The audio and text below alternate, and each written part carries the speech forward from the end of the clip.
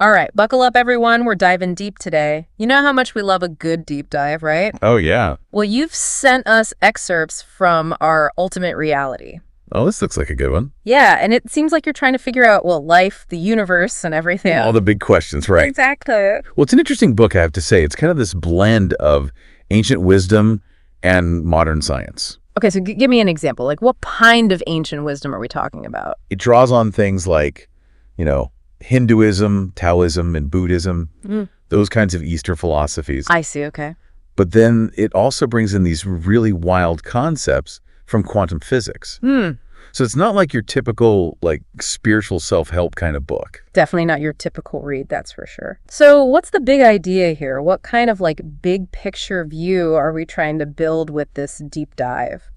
I think the mission of the book, if you were to sum it up, is to show how a lot of these ancient teachings and modern scientific discoveries, they're actually pointing to the same basic truths.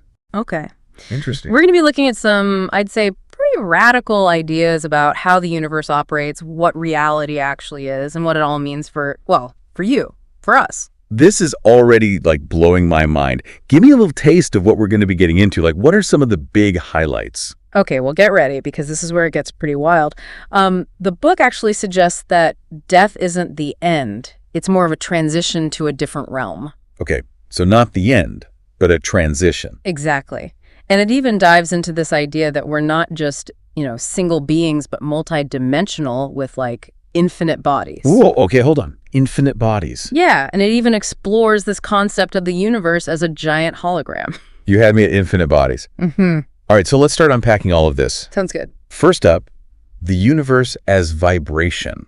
What is that all about? Okay, so at the core of this idea is that everything in the universe, we're talking everything, the tiniest particle, the biggest galaxy, it's all made of vibrating energy. So instead of thinking about the world as solid objects, it's more like this symphony of different vibrations. Exactly.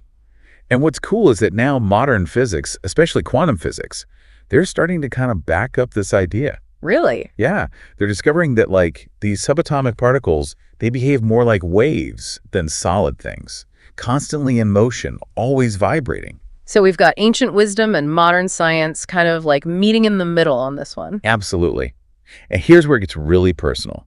The book says our thoughts and emotions, those are vibrations too. They're part of this big universal symphony, which means you have the power to actually impact your reality, actually impact it with the energy of your thoughts and feelings. Wait, hold on. So you're saying my thoughts, my emotions, they're literally vibrating energy that can affect the world around me. That's exactly what the book is saying. It even uses this really poetic phrase that describes the world we experience as frozen light. Frozen light.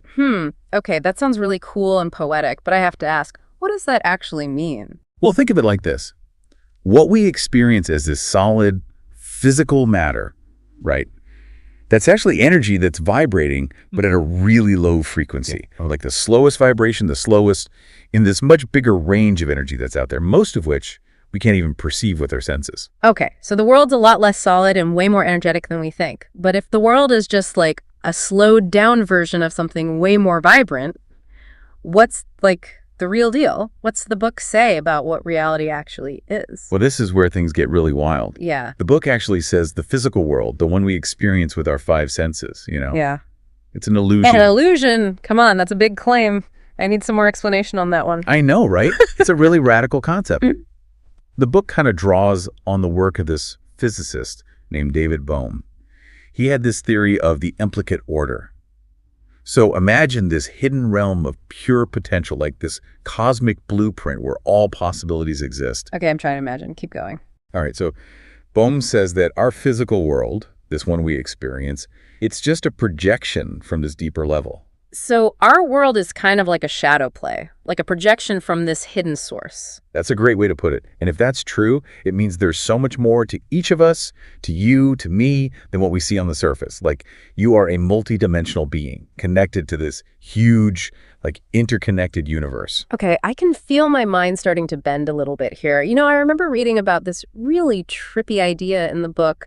Something about if everyone stopped observing man-made objects, they would actually cease to exist. Yeah, the book does touch on that concept. It's meant to illustrate how powerful observation can be and how consciousness could actually be intertwined with reality itself. Okay, all right. So we've got this idea of like a holographic universe projecting from this deeper realm of pure potential. We're all multidimensional beings tapped into this web of energy. But where does like our sense of self fit into all of this? Well, the book introduces this concept of the higher self, which is like your eternal spiritual essence. It's the part of you that exists beyond the physical body, beyond time even. So it's kind of like this deeper, truer version of ourselves. You could say that. This higher self, it journeys through multiple lifetimes, collecting wisdom and experience. And this ties into the idea of reincarnation. The book shares stories of children who remember past lives with like crazy detail. Like they even have birthmarks that match injuries from their previous life. Yeah. There was that story about that little boy who remembered dying in a fire and then had birthmarks on his body that matched the burns. It's kind of hard to just dismiss those kinds of stories. Exactly. And the book uses those cases to suggest that reincarnation might not just be like a belief system, but a real phenomenon. Each lifetime is like a chapter in this ongoing story of your higher self, a chance to learn and evolve. Wow, so we're all on this epic journey through time, through different lifetimes, picking up wisdom along the way. But how much control do we actually have over this journey? Are we just kind of along for the ride? That's a great question. And it leads us to one of the most empowering ideas in the book, which is the power of the mind. So according to our ultimate reality, your thoughts are incredibly powerful. They can actually shape your reality and influence the world around you. So maybe the law of attraction is more than just a feel-good concept, that idea that your thoughts and beliefs can actually attract experiences that match their energy. The book definitely points in that direction. It suggests you have way more control of your life than you might think. Like if you consciously change your thoughts, you can actually change your circumstances. It's all about aligning your inner world with what you want to create in your outer world. So we're not just like passively waiting for fate to happen. We're actually participating in shaping our reality. That's the message. And the book even gives practical techniques for harnessing this mind power, things like affirmations and creative visualization. All right, well, before we get into the practical stuff, I want to talk about something else that caught my attention, this transition of the ages. The book mentions that we're going through this, like massive transformation, a shift in consciousness that's affecting the entire planet. So what is that all about? Yeah, so the book kind of connects this idea to the Mayan calendar and the year 2012. But it's not about, some doomsday scenario. They see that date as a symbolic marker for a bigger cosmic cycle. So not the end of the world, but the end of an era, like a shift to something new. That's a good way to put it. And the book suggests that this transition is both challenging and full of opportunities. By understanding these changes, we can navigate them, with more awareness and more purpose. And there's even this interesting detail about how the Earth itself, or Gaia, is going through an evolutionary process as well. So it's not just humanity that's evolving, but the planet as a whole. Exactly. The book paints this picture of a universe that's in constant motion. Everything's evolving, everything's transforming, and everything is interconnected. Wow, this is definitely a lot to unpack. Now, I know we've just scratched the surface. There's so much more to dive into, especially what the book says about death and the afterlife, which we haven't even gotten to yet. Oh, yeah, that's a big part of the book's exploration of reality, challenging conventional views of death and suggesting something way more expansive and, I would say, even hopeful. Yeah. Our Ultimate Reality has a whole section where they dive into this concept of the change, as they call it. Not death, but the change. And they suggest that it's not an ending, but a transition to a different realm. And here's where it gets really wild. They say we don't just have one body, but an infinite number of bodies that exist on different vibrational levels. Infinite bodies. Whoa, okay. My mind is trying to wrap around that one. So what's this transition process like, according to the book? Like, what actually happens when we die? Well, they describe people having all sorts of experiences during this transition, like seeing a tunnel of light or having their life flash before their eyes. There are even accounts of people encountering loved ones who've already passed on. Encountering loved ones. Interesting. Does the book actually suggest that we can communicate between this other realm and, like, the physical world? That's right. The book claims those on the astral plane, as they call it, can still interact with the physical world, visiting loved ones, offering guidance, even protecting them from unseen dangers. That's a comforting thought. It kind of explains those times when you feel the presence of someone you've lost, or maybe you get like a sudden flash of intuition that seems to come out of nowhere. Exactly. The book suggests those experiences are more common than we realize. It encourages us to see death not as an ending, but as a continuation, just in a different form. So if death is just a shift to another plane of existence, what happens to us in this astral realm? What's it like there? Well, our ultimate reality describes the astral plane as this world of, like, thought forms. So basically, it's a world where thoughts and emotions create reality even more directly than they do here. Oh, wow. So it's like our imagination just running wild. We can manifest anything we want just by thinking about it. It's easy to jump to that conclusion, but Right. the book is careful to say that our mental state is super important there. Yeah. If we're consumed by negative emotions like fear or anger, well, we might find ourselves in some pretty unpleasant surroundings. So even in the afterlife, we can't escape our negativity, huh? Our inner world shapes our experience no matter where we are. Seems that way. The book really stresses how crucial it is to cultivate positive thoughts and emotions, not just for our well-being here, but also for our experience in the astral realm. You mentioned this astral plane. I remember the book going into some pretty specific details about like different levels of vibration there. It talked about these darker, lower astral realms and then higher realms of like light and bliss. Oh yeah, and it even mentions astral schools, where souls go to learn and evolve between lifetimes. Astral schools. That sounds pretty fascinating. Yeah. But there's also something in there about different entities inhabiting the astral plane, both helpful and harmful ones. Can you tell me more about that? So our ultimate reality describes this whole variety of beings that populate the astral plane. Some are portrayed as helpful and benevolent, like nature spirits and angelic beings. Right, okay.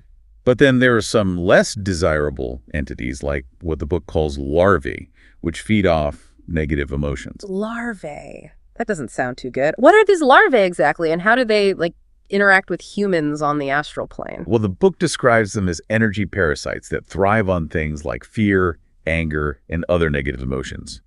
They're attracted to people who are emotionally vulnerable and can basically drain their energy. It's kind of the idea of energy vampires, but in an astral setting. That definitely sounds like something I'd want to avoid. What about the good guys, though? What about spirit guides? Does the book talk about those? Oh, absolutely. Spirit guides are a big part of the book's exploration of the astral plane. It suggests that we all have spirit guides who offer support and guidance along our journey. That's reassuring. It's kind of like having like a team of cosmic mentors looking out for us. But how do we actually connect with these guides? And how do we even know if we're connecting with a real guide or something pretending to be one? Those are great questions. The book really emphasizes the importance of being discerning when you're connecting with any non-physical being. It stresses that true spirit guides will never force their will on you or demand anything from you. Their guidance is always offered with love and respect for your free will. That's a really important point. You have to be careful, be discerning when navigating these unseen realms. Speaking of the unseen, the book also delves into some pretty wild topics like psychic phenomena, telepathy, remote viewing, even communicating with the dead. Did that part catch your attention? It definitely did. You know, those concepts are often met with a lot of skepticism, but our ultimate reality presents them as natural abilities that we all have, to some degree at least. It even mentions scientific research suggesting that these phenomena might be more real than we currently understand. And the book actually shares some really compelling cases of this stuff, like kids remembering past lives with crazy accuracy, or people who've had near-death experiences that totally transform their perspective. Yeah, those accounts, while anecdotal, they do raise some really intriguing questions about consciousness and the limits of what we know. Totally.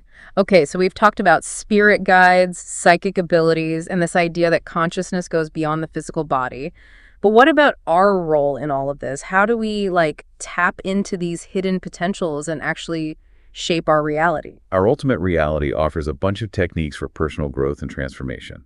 It focuses on practices like meditation, concentration exercises, creative visualization, and positive affirmations. It's like a toolkit for conscious living, for taking control of our thoughts, our emotions, and ultimately, our lives. Exactly. It's about going beyond just being a passive observer and becoming an active participant, shaping your reality. Okay, I'm ready to dive into that toolkit. Let's start with, like, the power of positive thinking. The book really stresses how important it is to focus on what we want, not what we don't want, right? Absolutely. It's about aligning your vibration with abundance and joy. Yeah. And that's where creative visualization comes in. The book encourages us to create these vivid mental pictures of what we want to experience, engaging all our senses, feeling the emotions as if it was already happening. Oh, it's like creating a mental movie of our dream life, right? But how do we make that mental movie a reality? How do we bridge that gap between just thinking it and actually experiencing it? The book says the key is our subconscious mind. By repeatedly visualizing our desires and really feeling those emotions, we basically imprint those desires on our subconscious. And then the subconscious goes to work behind the scenes to help us manifest them in the real world. So it's like we're programming our inner computer with the kind for success and happiness. I love that analogy, but it's not just about passively wishing for things. The book emphasizes that we need to take inspired action as well. So if I'm visualizing getting a new job, I also need to be actively updating my resume, networking, putting myself out there. Exactly. It's about creating this synergy between our inner and outer worlds. Our thoughts and actions work together to bring our desires into being. Okay, that makes a lot of sense. But what about when things go wrong? You know, when life throws us curveballs and our best intentions just don't seem to be enough, how does the book address those inevitable challenges we all face? Well, that's where the concept of personal responsibility comes in. Our ultimate reality suggests that even those tough situations, those curveballs, they're actually opportunities for growth. So instead of playing the victim, we need to take a look at our role in creating the situation and see what we can learn from it. Precisely. It's about empowering ourselves, seeing challenges not as setbacks, but as stepping stones on our path. It's a powerful shift in perspective. But let's be honest, it's not always easy to stay positive, especially when we're in the thick of things. What does the book suggest for those moments? The book offers some practical techniques for shifting our perspective. It emphasizes gratitude, forgiveness, and releasing negative emotions. So instead of dwelling on what's wrong, we focus on what's right and let go of the things we can't control. Exactly. It's about cultivating a mindset of abundance and appreciation. Even in the midst of challenges, there's always something to be grateful for. I think this all ties into what the book says about the ego and how it can sometimes, sabotage our efforts to create a happy, fulfilling life. You're right. The ego thrives on things like negativity, comparison, and judgment. Does the book offer any guidance on how to, manage or overcome these negative aspects of the ego? Oh, absolutely. It outlines a pretty powerful process for basically taming the ego and reclaiming your power. It involves looking at those areas where we feel superior or inferior to others, and then making a conscious choice to release those limiting beliefs. It's like quieting that inner critic, that voice that tells us we're not good enough. Exactly.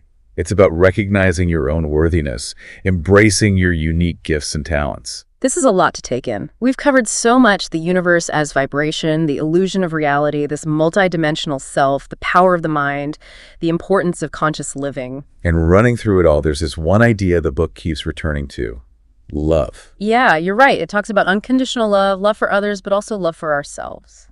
And it challenges us to see the world in a different way, to see all beings as interconnected and worthy of love and respect. That message really resonates with me. It's like love is the thread that connects all these seemingly separate ideas. It's presented as the foundation for a more harmonious and fulfilling existence, for us as individuals and for the world as a whole.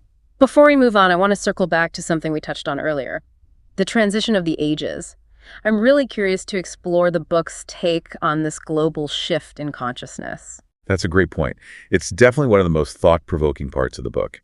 It talks about us moving into this new era of consciousness, one characterized by greater awareness, interconnectedness, and spiritual awakening. So what kind of changes does the book see happening during this shift? It suggests that this transition won't be a walk in the park. As old ways of thinking crumble and new possibilities emerge, there's bound to be some clashing of perspectives and values. But even with the challenges, I sense a feeling of optimism in the book's outlook on all of this. You're right. Our ultimate reality seems to point towards a positive future for humanity, one where we tap into our higher potential and create a world that reflects our best selves. That's an inspiring vision. I'm curious about the role individuals play in all of this. Does the book offer any guidance on that? It does, and it ties back to some of the things we've already discussed.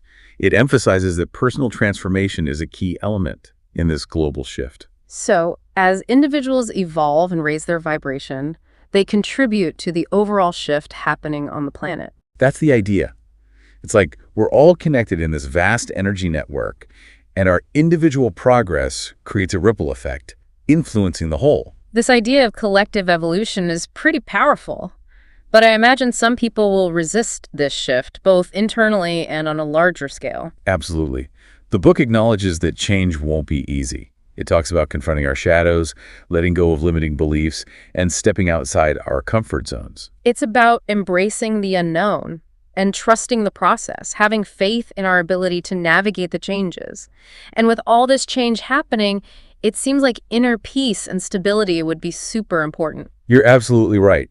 And that's where practices like meditation and mindfulness become so crucial. They help us cultivate a sense of inner peace amidst all the turbulence. It's about staying grounded in the present moment, connecting with our inner wisdom, and remembering who we truly are. Powerful beings of love and light, capable of creating a world that reflects our highest aspirations. Well, we've covered some really profound ideas from our ultimate reality today.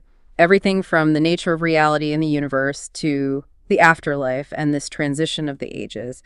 It's definitely given us a lot to ponder. It really has. And I think the book offers a bold and inspiring vision for the future, one where we embrace our interconnectedness, tap into our hidden potential, and create a world filled with love, peace, and harmony. It's a call to action to step into our power as conscious creators and contribute to the evolution of ourselves and the world around us. And speaking of evolution, the book has this really interesting perspective on the human journey, comparing it to a kind of cosmic school. You mean that idea that our lives here on Earth are like a kindergarten phase, where we're learning basic lessons about physical reality, emotions, relationships, and responsibility? Exactly. It's like we're all students in this grand cosmic classroom, and the challenges we face are opportunities to master these fundamental lessons. And just like in school, we have teachers and guides to help us along the way, like our spirit guides and our higher selves. Exactly. We have access to so much inner wisdom and experience just waiting to be tapped into. Yeah, it's a pretty powerful idea, this connection between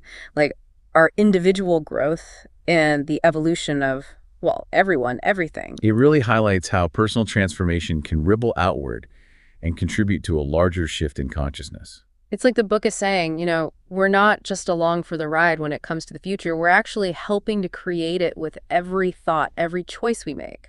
Exactly. And we're not doing it alone either. Yeah. The book reminds us that we have guidance from our higher selves, from our spirit guides, and from this interconnected web of consciousness that we're all a part of. You know, speaking of guidance, I wanted to go back to those techniques for personal growth that the book talks about. You mentioned things like meditation and mindfulness. How do those practices help us navigate all this change? Well, our ultimate reality really emphasizes meditation and mindfulness as like tools for staying grounded when things feel chaotic. They help us cultivate inner peace and stability, which is so important, especially when we're facing uncertainty. So it's like, instead of getting swept away by everything that's happening around us, those practices help us stay centered and connected to like our own inner wisdom. Right. They help us tap into that quiet space within where we can listen to our intuition and make choices that are truly aligned with our highest good. It seems like our ultimate reality is giving us a roadmap, not just for understanding reality, but also for interacting with it, you know, for becoming conscious creators of our lives in the world. I love that.